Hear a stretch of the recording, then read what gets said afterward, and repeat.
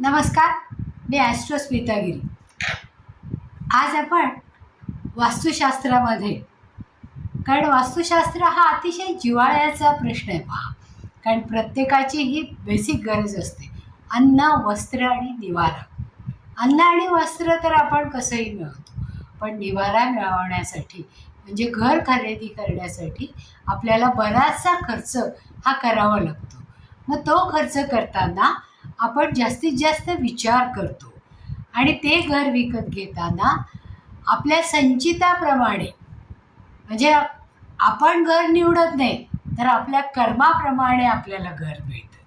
तर आपलं पूर्वसंचित जसं असेल आणि आपली वास्तू यांचा संबंध अत्यंत सखोल आहे. पहा की त्यांचा जो संबंध आहे तो अतूट आहे अगदी. म्हणजे जसं भारतीय तत्त्वज्ञानामध्ये म्हणलेलं आहे, यत् पिंडे तत् ब्रह्मांडे. म्हणजे जे आपल्या शरीरात म्हणजे पिंडात आहे तेच विश्वात आणि ब्रह्मांडात आहे. तुमची वास्तू तुमच्या अंतर्मनाचं संचित कर्माचं बाह्य स्वरूप असते. म्हणजे जसं तुम्ही असता त्याप्रमाणे तुमची वास्तू ते गुण दाखवत असते.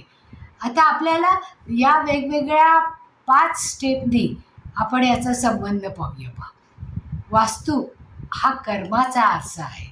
म्हणजे आपण अगोदर जसं संचित कर्म म्हणजे कसं, पूर्वजन्मामध्ये जे आपण काम केलेलं आहे ते कशा पद्धतीचं आहे, आपल्याबरोबर किती पुण्य आहे किती नाही आहे, याप्रमाणे आपल्याला वास्तू मिळते. म्हणजे कर्माचा आरसा ही वास्तू असते. म्हणजे संचित कर्म जसं असेल तशीच वास्तू आपल्याला प्राप्त होते. जर आपलं पुण्यबळ अधिक असेल तर आपल्याला आपोआपच जास्त चांगली, हवेशीर, मोकळी, सुंदर जागा मिळते की ज्याच्यामध्ये पॉझिटिव्ह एनर्जी अगोदरच असते. म्हणजे ईशान्य ही दोषमुक्त असते, भरपूर सूर्यप्रकाश आणि उजेड असतो, हवा खेळती असते, तिथलं वातावरण सकारात्मक असतं. म्हणजे पूर्व आणि उत्तर ज्यांची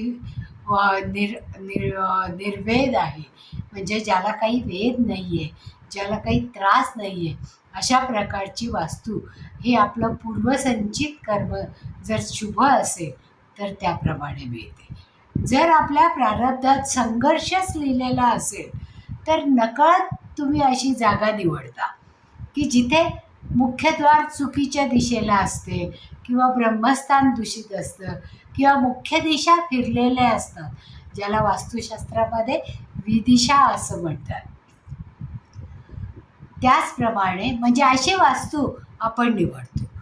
आता ग्रहांची स्थिती आणि वास्तूतले दोष, ज्योतिषशास्त्रानुसार आपल्या पत्रिकेमध्ये जसे ग्रहांचे दोष असतात तेच दोष वास्तूमध्ये प्रतिबिंबित होतात. म्हणजे एखाद्याच्या पत्रिकेमध्ये शनी मंगळ दोष असेल तर त्याच्या घरात दक्षिण किंवा नैऋत्य, कारण दक्षिण ही मंगळाची दिशा आहे आणि नैऋत्य ही शनी महाराजांची आणि दिशा आहे. तर दक्षिण आणि नैऋत्यमध्ये तो दोष दिसून येतो. म्हणजे वास्तुदोष हा तिथे आपल्याला जाणवतो. वास्तुदोष म्हणजे काय हो, तर वास्तुदोष म्हणजे नैऋत्यमध्ये खड्डा असतो, विहीर असते किंवा सेप्टिक टँक असतो किंवा टॉयलेट असतं. कारण हे पृथ्वी तत्व आहे. पहा, मग ते पृथ्वी तत्व स्थिर असायला पाहिजे. तिथे पाण्याची काही आवश्यकता नाही आहे. तिथे जर टॉयलेट असेल, खड्डा असेल, विहीर असेल, बोरवेल असेल तर आपोआपच ती दूषित झाली की नाही, म्हणजे तिथे वास्तुदोष तयार झाला. आणि हे वास्तुदोष आपल्याला हमखास आढळतात. हे संचित कर्मात जे असतं तेच आपल्याला त्या विशिष्ट वास्तुदोषात दिसून येतं आणि त्या वास्तूमध्ये आपल्याला खेचून येतं. कारण आपल्याला जे कर्म करायचं आहे ते संचित दोष घालवण्यासाठी आणि ते भोगण्यासाठी आपण अशी वास्तू निवडतो. आता भोगाचं स्थान कुठलं आहे, तर संचित कर्माची फळं भोगण्यासाठी एक ठराविक वातावरणाची गरज असते. पहा, जर आपल्या कर्माने आपण आजारीच पडणार असू किंवा मागच्या जन्मामध्ये आपण कोणाला तरी खूप त्रास दिला असेल, कोणाला तरी आजारपणात उपाडलं असेल, तर या जन्मामध्ये ते आजारपण भोगणं हे नक्की अटळ असतं. तर तेव्हा आपल्याला अशा वास्तूमध्ये राहायला जावं लागतं किंवा अशी वास्तू आपल्याला निवडते. मग अशा वास्तूत काय असतं, कोणता वास्तुदोष असतो, तर आग्नेय किंवा ईशान्य दिशेला कधीकधी कट असतो किंवा एक्सटेन्शन असतं किंवा इथे टॉयलेट असतं, इथे दूषित पाणी असतं किंवा सेप्टिक टँक असतो. म्हणजे अशासारखे दोष आपल्याला इथे दिसून येतात आणि तो कोपरा बिघडलेला लक्षात येतो. आता वास्तू ही केवळ सिमेंट वाळूची भिंत नाही आहे, नाही का, की ती दुरुस्त केली की झालं असं आपण म्हणू शकत नाही. तर हे कर्माचं स्टेज आहे, म्हणजे ही रंगभूमी आहे. कशाची? आपल्या भोगांची, की ज्या नाट्यमय घटना आपल्या आयुष्यामध्ये घडणार असतात, तर या घटना, आयुष्यातील घटनांचे नाटक ज्या स्टेजवर किंवा ज्या रंगमंचावर होतं ती वास्तू. आता वास्तुशुद्धी करतो आपण, म्हणजे कर्माची शुद्धी करण्यासाठी वास्तूची शुद्धी करतो आपण. कारण कर्म शुद्ध करायचं म्हणजे चांगले विचार पाहिजेत. मग ते विचार, आपले विचार बदलण्यासाठी आपल्याला वास्तूमध्ये उपाय करणं गरजेचं असतं. जेव्हा आपण वास्तूत बदल करतो, म्हणजे वास्तूमध्ये असणारा एखादा दोष आपण काढून टाकतो, त्यावेळेस प्रत्यक्षात आपल्या विचारामध्ये, म्हणजे क्रियमाणा धर्वे, म्हणजे जे क्रियमान आत्ता आपण काम करतोय ते कर्माद्वारे साध्य करत असलेलं कर्म आहे. म्हणजे संचित कर्माचा प्रभाव कमी करण्यासाठी आपण प्रयत्न करत असतो. म्हणजे वास्तू नीट केल्यावर विचारात बदल झाला की आपोआप कर्माची दिशा बदलते. मग कर्माची दिशा बदलण्यासाठी आपल्याला दिशेमध्ये असणारा दोष सुधारावा लागतो. मग दिशा या आपल्याला माहिती आहे, मुख्य 8 दिशा आहेत, उपदिशा मुख्य 4 दिशा आहेत, पूर्व, पश्चिम, दक्षिण, उत्तर. उपदिशा त्याच्यामध्ये आणखीन 4 आहेत, म्हणजे पूर्व आणि दक्षिणेमध्ये आग्नेय आहे, दक्षिण आणि पश्चिमेमध्ये नैऋत्य आहे, पश्चिम आणि उत्तरेमध्ये वायव्य आहे आणि उत्तर आणि पूर्वेमध्ये ईशान्य आहे. आता हे जे ॲक्सेसला असणारे किंवा कोपऱ्यात असणाऱ्या ज्या दिशा आहेत, त्या दिशा, उपदिशा या तत्वांना स्टँड करतात. तत्वांना स्टँड करतात म्हणजे काय, की आग्नेयाला अग्नीचं वास्तव्य असतं, नैऋत्येला पृथ्वी तत्व असतं, वायव्येला वायुतत्व असतं आणि ईशान्येला जलतत्व असतं आणि या सगळ्यांमध्ये आकाश तत्व, म्हणजे मध्यभाग, ब्रह्मस्थानाच्या वरचा जो भाग असतो तो आकाश तत्व असतं. आणि ऊर्ध्व आणि अधो अशा दिशा, म्हणजे ऊर्ध्व म्हणजे आकाशाकडे जाणारी दिशा आणि अधो म्हणजे पाताळात जाणारी दिशा. तर अशा या 8 दिशा आणि त्याच्या आणखीन जेव्हा आपण बारीक बारीक 8 भाग पडतो म्हणजे 16 दिशांचा होतो आणि त्याला झोन म्हणतात. मग या झोनमध्ये जेव्हा आपण बदल करू त्यावेळेस आपल्या कर्मामध्ये बदल हा झालेला आपल्याला दिसतो आणि हा बदल सकारात्मक करण्यासाठी आपण दिशांवर उपाय करतो, देवतांचा आधार घेतो.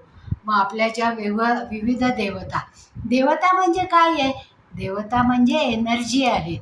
कारण देवता आपण बघितलेली नाही, पण स्पंदनांमध्ये असणारी एनर्जी ही देवतांची असते आणि वास्तूमध्ये या देवता त्या दिशांमध्ये विराजित झालेल्या असतात आणि त्या आपल्याला एनर्जी देतात. मग कधी ती शुभ असते, कधी ती अशुभ असते. त्याचप्रमाणे ज्यावेळेस उपाय करतो त्यावेळेस आपण धातूचा वापर करतो. मग धातूचा वापर करतो म्हणजे वेगवेगळ्या तत्वांमध्ये जे धातू बसतात त्याप्रमाणे धातूंची उपाययोजना करतो. म्हणजे तांब वापरतो, पितळ वापरतो, ब्राझ वापरतो, कथिल वापरतो, पारा वापरतो, आणि शिसा वापरतो. या सगळ्या धातू, कारण ही खनिजे आहेत, त्या खनिजांचा उपयोग आपण या वास्तूमध्ये करतो. त्याचबरोबर प्रतीक.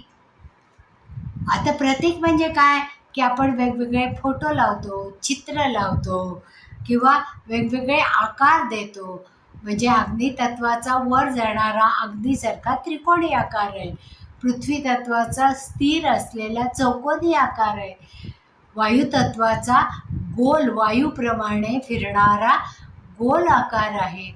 त्याचप्रमाणे ईशान्येचा ज्या वेळेस या जलतत्वाचा तरंग असणारा आहे.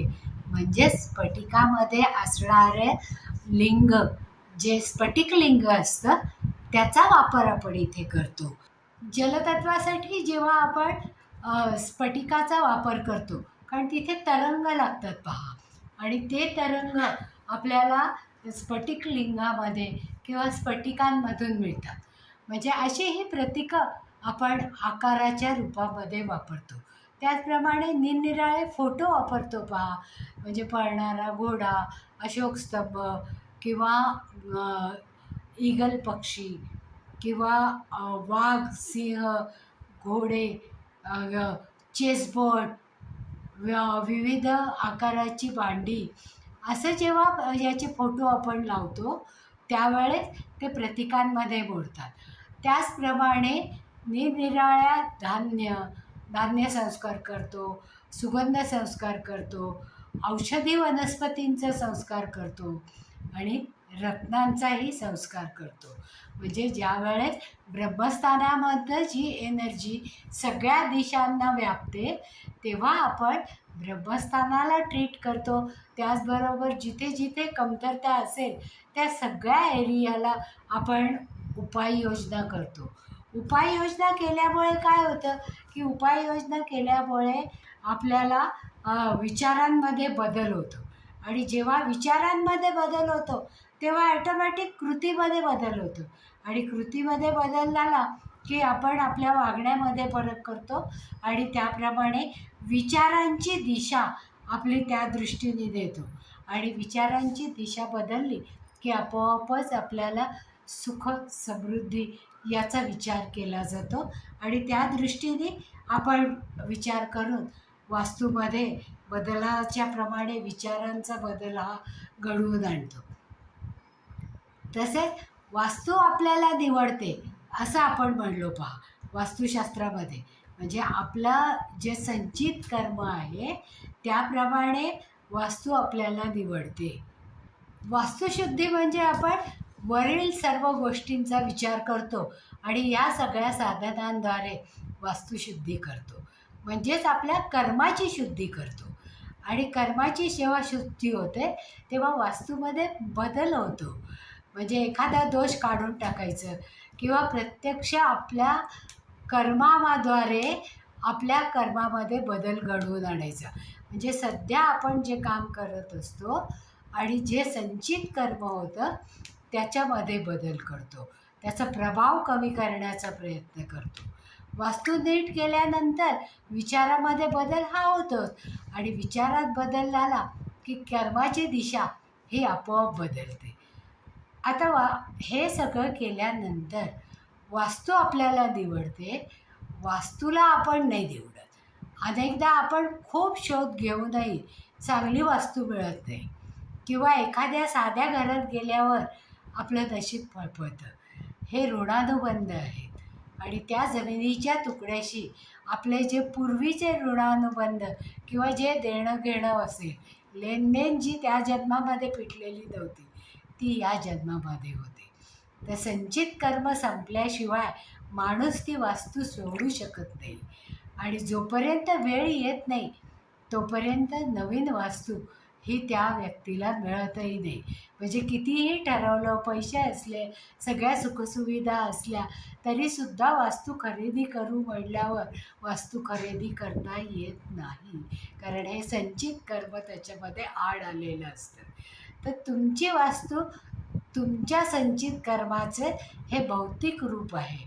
जसा एखादा मनुष्य आपल्या स्वभावानुसार कपडे निवडतो, तसंच आत्मा आपल्या कर्माच्या फळानुसार वास्तू निवडतो आणि मग ही वास्तू निवडल्यानंतर आपल्या या विचारांमध्ये बदल घडवण्यासाठी आपण त्यातले वास्तुदोष हे काढून टाकण्याचा प्रयत्न करतो आणि त्याच्यासाठी हे सगळे विविध उपचार करतो की ज्याच्यामुळे आपली वास्तू शुद्ध होते, विचारही शुद्ध होतात. तर आवडलं असेल तर लाईक करा, सबस्क्राईबही करा आणि हीच माहिती तुमच्या सगळ्या मित्रमैत्रिणींपर्यंत पोचावी असं वाटत असेल तर शेअरही करा आणि तुमच्या जर काही शंका असतील त्या जरूर आम्हाला विचारा, आम्ही त्यांची उत्तरं देऊ आणि पुन्हा भेटूया अशाच नवीन एखाद्या व्हिडिओ घेऊन. धन्यवाद.